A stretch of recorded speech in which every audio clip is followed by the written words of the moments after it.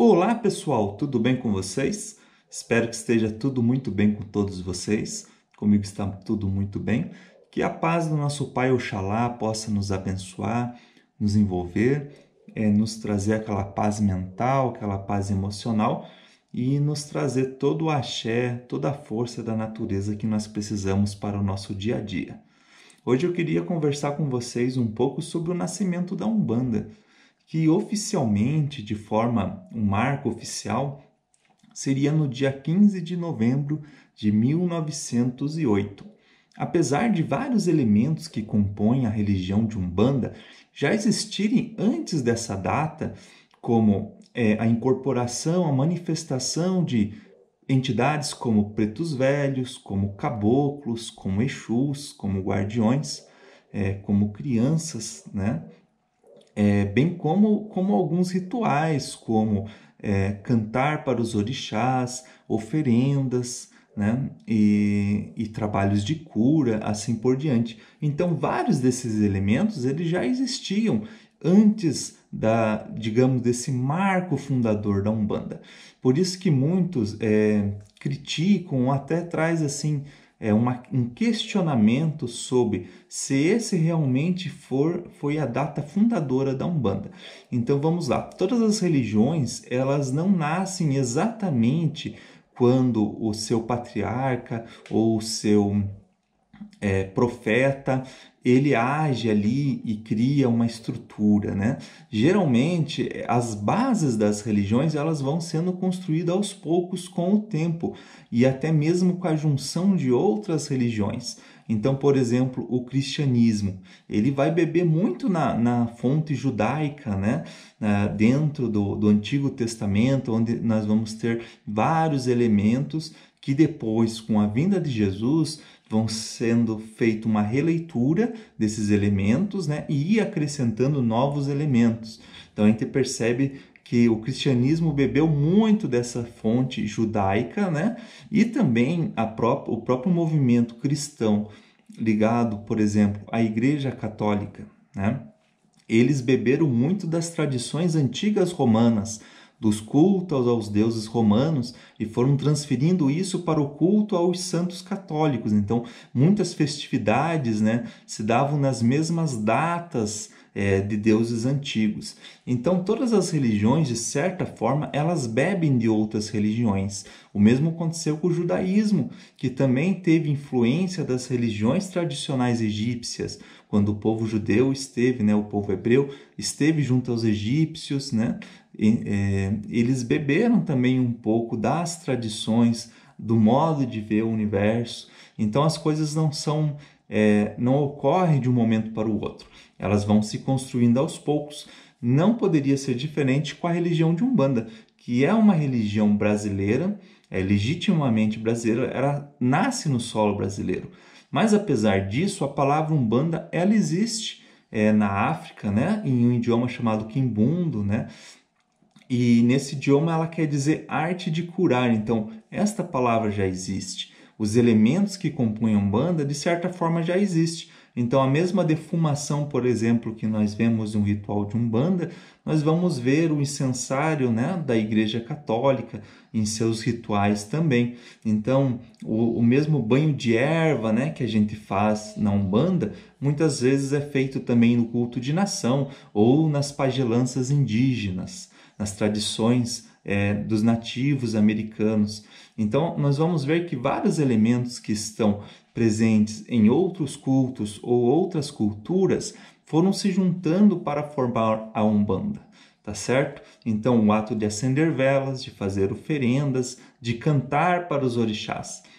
Mas, ao mesmo tempo, a Umbanda criou uma certa identidade própria, né? E criou uma ritualística própria. E isso ocorre a partir da manifestação do Caboclo das Sete Encruzilhadas no médium Zélio de Moraes no dia 15 de novembro de 1908.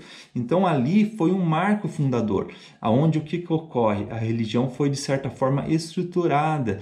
Então hoje, se nós vamos num terreiro de Umbanda, nós vamos perceber ali certos elementos que estão presentes naquele centro, como por exemplo o atendimento às pessoas que vêm, né? o atendimento através do passe ou mesmo da palavra, né, da palavra amiga dos guias, que vão ali acolher, né, e amparar os consulentes. E também vamos ver outros elementos, como o uso da defumação, o canto de pontos, né, que nós chamamos pontos cantados, são as cantigas, né, são as músicas, né, que nós cantamos dentro do terreiro. Então, quando a gente canta, né, evocando as forças da natureza, evocando os orixás, chamando os guias para trabalhar, é uma característica forte dentro da religião de Umbanda. Apesar disso também existir em outras religiões, né? Mas dentro da Umbanda é estruturado dessa forma. Então nós temos o ponto de chamada dos guias, o ponto de linha de trabalho, de descarrego e de vários outros tipos, e o ponto de subida dos guias também. Então essa estruturação de chamada, de trabalho, de subida, né? Uma organização, tudo isso começa a ser desenvolvido a partir ali de 1908. Essa liturgia, essa forma de olhar, de compreender, de estruturar, né? Ele trouxe também a ideia de todos usarem branco. Ali foi nascendo as primeiras guias de Umbanda, ali se manifestou pela primeira vez um preto velho na Umbanda, e como eu disse, antes disso, já existia manifestação de preto velho? Sim, já existia. Os espíritos ancestrais sempre se manifestaram pelo mundo, né? Então, tanto nas tradições indígenas, os ancestrais se manifestavam, tanto nas tradições africanas, né? Seja Yorubá, seja Nagô, seja de Angola, seja nos cultos de Inquice, sempre os ancestrais estavam presentes de uma forma ou de outra. Então o culto aos ancestrais está presente, né? Não só nas religiões de matriz indígena ou africana, mas também na Europa nós vamos ver isso, né? Desde lá do passado, lá entre os gregos, né? Na Ásia a gente vai ver ali entre os egípcios, tinha uma visão dos ancestrais, né? Do culto aos ancestrais, e no Oriente também, não só ali no Oriente Médio, mas no Oriente, mais ao Oriente, né? Na China, na Índia, no Japão, nós vamos ver muito culto aos antepassados. Então os antepassados, os ancestrais, sempre estiveram presentes e sempre se manifestaram, porque a mediunidade é algo que sempre existiu na humanidade. Então, claro que o preto velho, claro que o caboclo já se manifestava antes da Umbanda, mas a Umbanda trouxe toda uma característica, toda uma forma de ver, toda uma forma de trabalhar com essas entidades que deixou ela com uma identidade própria de uma religião brasileira, de algo que se manifestou aqui. E eu vou contar um pouquinho da história bem rapidamente, mas Zélio de Moraes, né, que foi o médium, né, que recebeu o Caboclo das Sete Cruzilhadas. Ele tinha em torno de 17, 18 anos, era muito novo ainda, e ele estava sofrendo de algumas situações como uma espécie de paralisia. Então, ele sentiu seu corpo às vezes paralisado ali, não conseguia se levantar da cama, não tinha vontade de fazer as coisas. E a família do Zélio começou a levar ele em vários médicos, né? E não conseguiu nenhum resultado. Levou até mesmo a um padre que era ali membro da família, conhecido da família, e tentaram ali exorcizar, tentaram afastar alguma coisa e também não conseguiram. Um amigo do pai do Zélio, né, o pai do Zélio tinha assim, uma afinidade com o espiritismo. Esse amigo ele propôs que levasse, né, o jovem Zélio até um centro espírita para que ele pudesse ali receber um passe e verificar, né, se ele tinha algum tipo de mediunidade, de repente ser tratada, ser educada, né, essa mediunidade. Então assim fizeram. Então no dia 15 de novembro ele foi levado até a Federação Espírita de Niterói, e ali ele foi levado até a mesa, né, de uma sessão mediúnica. Bom, interessante é que logo que ia começar a sessão, um pouco antes, o Zélio levantou da mesa e disse assim, aqui está faltando uma flor, né? E foi até o jardim, pegou uma flor, vem e colocou na mesa. Então, aí a gente já percebe alguns elementos da Umbanda começando a surgir, né? Porque tradicionalmente ali a mesa mediúnica dos centros espíritas são simples, elas não têm muitos ornamentos, elas trazem assim uma certa neutralidade. E o Zélio já trouxe ali uma erva, né? Algo que traz perfume, traz cor, traz mais sentimento. Então, são características fortes da Umbanda, né? Essa coisa mais colorida, essa coisa mais que atinge os sentidos, né, da gente, como o próprio o cheiro ali, né, o perfume da flor, as cores da flor, né, aquela representação do que é a flor. Então, ele já vem ali e já causa ali um certo impacto.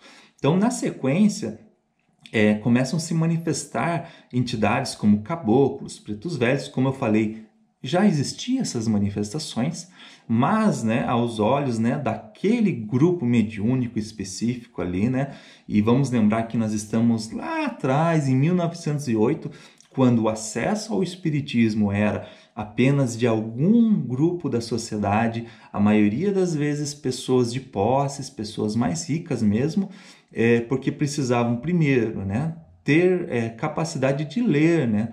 E isso não era algo muito comum na época, né? Você tinha a maioria da população mais pobre era analfabeta mesmo.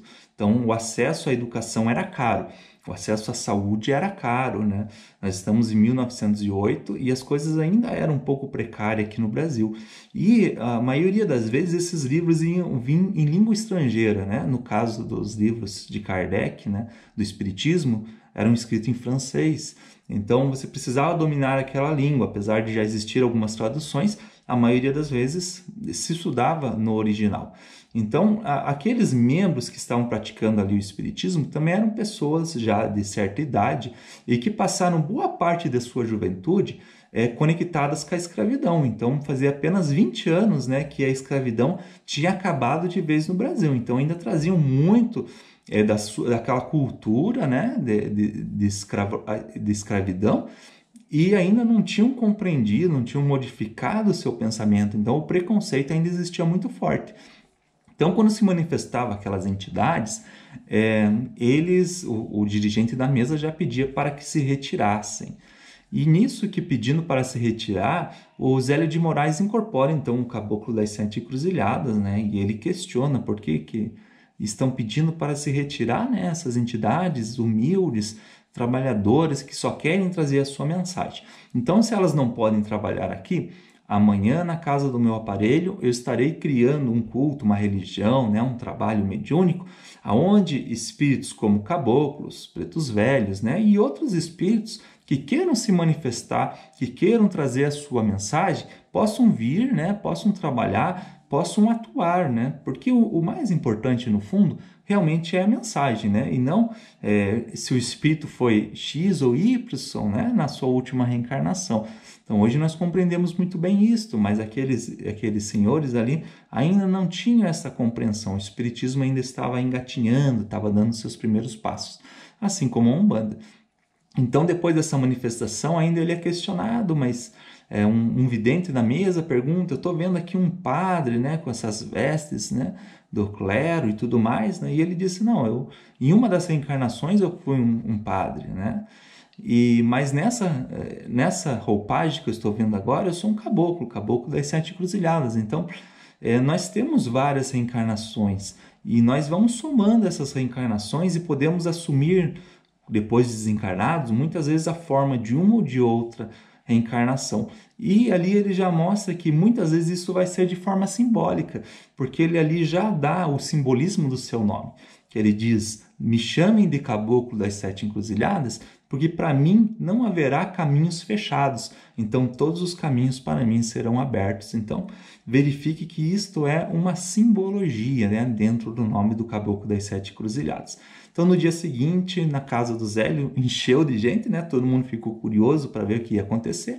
E ele organizou ali todo o trabalho, que horas ia começar, que horas ia terminar, como seria, teria atendimento às pessoas, principalmente focado para cura, né? Você lembra que eu falei lá atrás que Umbanda também quer dizer arte de curar? Olha que interessante. Então, um dos principais trabalhos que ia ser feito era justamente atuar de forma a curar as pessoas.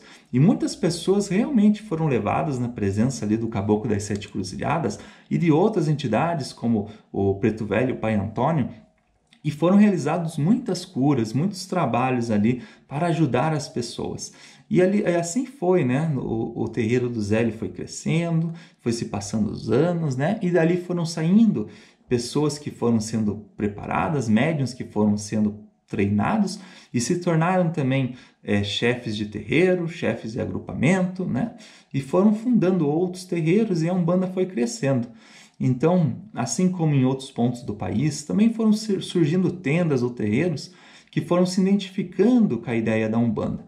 Então vamos lembrar que a espiritualidade ela atuou não só ali no terreiro do Zélio, mas em várias partes do país para realmente trazer essa nova forma de ver, de expressar religiosidade. É mais uma religião, é uma opção para todos aqueles que se sentem, né, com afinidade, aqueles que se interessam pela Umbanda.